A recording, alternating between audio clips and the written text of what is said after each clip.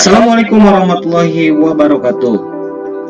Kali ini saya akan menjelaskan tentang modul 2.2a.9 tentang koneksi antar materi. Modul 2.2 ini yaitu membahas tentang pembelajaran sosial emosional. Sebelumnya, perkenalkan, nama saya Muharram Eka Fajar. Saya CGP Angkatan 2 Kabupaten Lebak, Provinsi Banten, dan saya mengajar di SMPN Negeri 1 Atap 3 Soba. Apakah yang dimaksud dengan pembelajaran sosial emosional?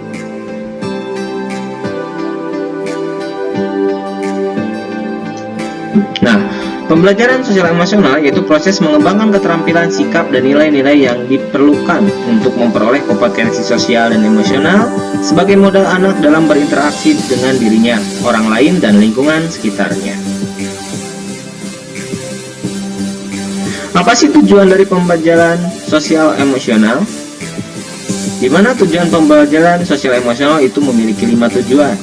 Yang pertama, memberikan pemahaman, penghayatan, dan kemampuan untuk mengelola emosi, menetapkan dan mencapai tujuan yang positif, merasakan dan menunjukkan empati kepada orang lain, membangun dan mempertahankan hubungan yang positif, membuat keputusan yang bertanggung. Selanjutnya, apa saja sih ruang lingkup pembelajaran sosial emosional? Yang pertama adalah rutin, di mana pembelajaran sosial emosional itu harus rutin dilakukan di sekolah, baik dalam pembelajaran ataupun pada saat mereka ada di lingkungan sekolah.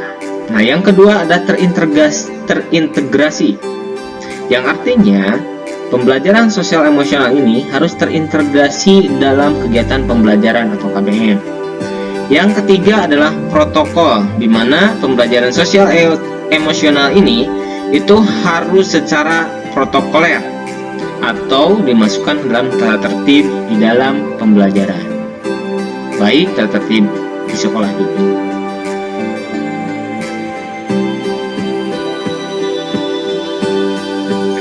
Nah, ada 5 kompetensi sosial emosional yang harus dipahami. Yang pertama adalah kesadaran diri atau pengenalan emosi, di mana kita harus menyadari diri kita harus mengenal emosi-emosi yang kita ketahui, misalnya senyum, marah, cemas, dan lain sebagainya. Yang kedua adalah pengelolaan diri, mengelola emosi dan fokus. Nah, di mana setelah kita mengenal emosi, kita harus mengelola emosi-emosi tersebut. Terus yang ketiganya adalah kesadaran sosial dan keterampilan berempati, di mana setelah kita dapat mengelolanya, kita harus menyadari bagaimana mengelola emosi tersebut. Yang keempat adalah keterampilan berhubungan sosial atau daya lenting, di mana setelah kita sadar akan kegiatan sosial, keterampilan berempati, kita harus terampil bagaimana cara berhubungan dengan sosial. Dan yang kelima adalah pengambilan keputusan yang bertanggung jawab. Nah, bila ada masalah, bila ada kegiatan yang tidak atau sulit dipecahkan, maka harus mengambil keputusan yang bisa dipertanggungjawabkan. Nah, itulah 5 kompetensi sosial emosional yang harus dipahami oleh kita dan siswa.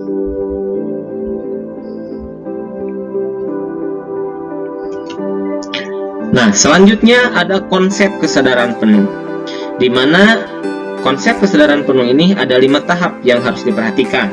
Yang pertama adalah kesadaran, berarti kita harus dengan sadar, full. Jadi kita harus sadar bahwa apa yang sedang kita lakukan. Perhatian yang disengaja, jadi kalau misalkan kita sedang melakukan sesuatu, maka kita harus fokus terhadap sesuatu tersebut saat ini. Berarti kan harus mengingat apa yang sedang dilakukan saat ini, bukan mengenang masa lalu. Dan rasa ingin tahu, setelah kita memahami ketiganya tersebut, maka kita harus mencari tahu apa yang sedang terjadi pada diri kita. Terus yang terakhir adalah kebaikan dan hal apa yang perlu kita lakukan. Nah, itu adalah konsep kesadaran penuh yang harus dilakukan. Nah, konsep dari kesadaran penuh itu dapat kita gunakan dengan teknik stop, yaitu dalam penggunaan kesadaran penuh tersebut atau mindfulness. Nah, apa saja teknik stop? Nah, yang pertama S itu hentikan apapun yang sedang dilakukan, berarti stop, berhenti sejenak. Terus yang kedua T, tarik napas dalam-dalam. Yang ketiga O, observasi atau kita amati apa yang ada di sekeliling kita. Nah, yang terakhir adalah proses lanjutkan. Jadi kalau misalkan kalian mendapatkan satu masalah, langkah ini bisa dilakukan. STOP, S berhenti, T tarik nafas yang dalam, keluarkan, O observasi, amati apa yang bisa kita lakukan, dan yang keempat proses, lanjutkan apa yang kita bisa lakukan. Nah, lalu apa sih kaitan materi dengan modul sebelumnya? Dimana kali ini kan saya membahas tentang pembelajaran sosial emosional. Berarti apa kaitannya dengan modul sebelumnya?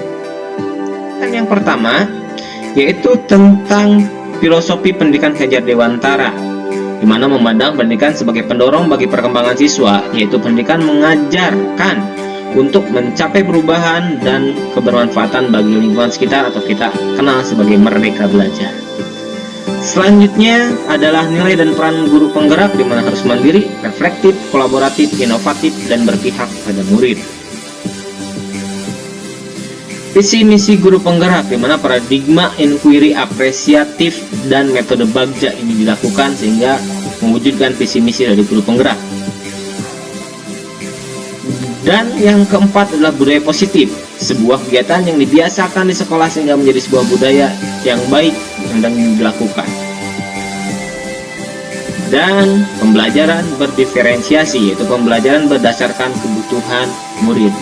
Kelima, materi ini itu saling berkaitan satu sama lain, termasuk dalam materi pembelajaran sosial emosional, di mana kita harus memahami dari mulai merdeka belajar, nilai dan peran guru, visi misi guru, budaya positif yang dilakukan sekolah, pembelajaran berdiferensiasi, sehingga akan sangat mudah nantinya kita melakukan pembelajaran sosial ekonomi.